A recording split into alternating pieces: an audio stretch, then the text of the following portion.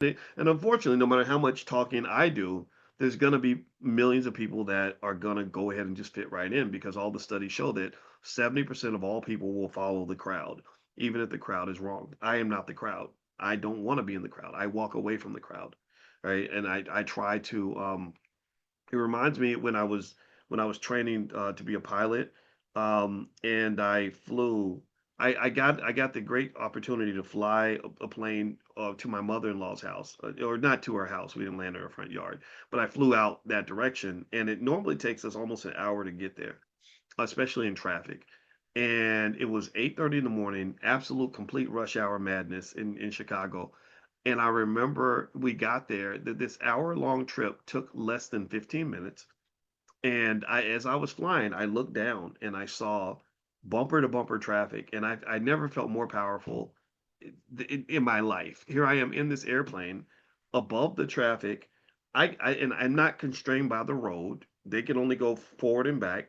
I could go sideways. I could go to a lower or higher altitude.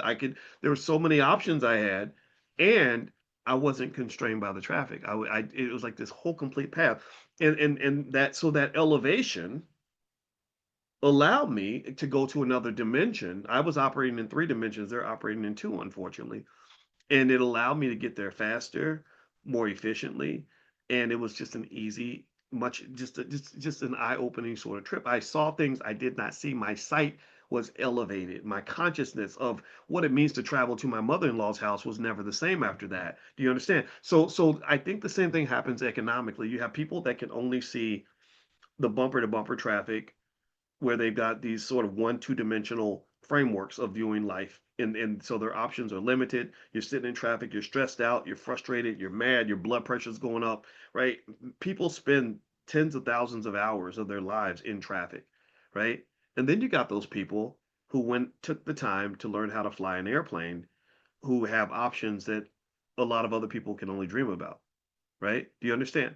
Right? So that goes back to why this consciousness piece is so important. My job, my first goal is not to educate you on finances. It's to open your consciousness up to that education, to open your consciousness up so that you see the value in it, right? I could talk to a lot of people about this stuff, but they may not want to hear it, right? It may not have any value, right? So when your consciousness is opened up and you're open-minded and you're like, okay, let me process this and let me think this through. And then that requires the courage, like, right? Like flying does require courage. When I would land, I would, every time I would land at the airport, I had to fly over this big highway. And I remember in the very beginning, I was like, man, what if I have a bad day and I just crash into all these cars, right? Like that's scary, right? Landing right over this highway full of cars. I'm like, these people all have their lives in my hands. They don't even know it. But then after a while, after doing like 20 or 30 landings, it was easy. It was like, oh, no big deal. It didn't even bother me, right?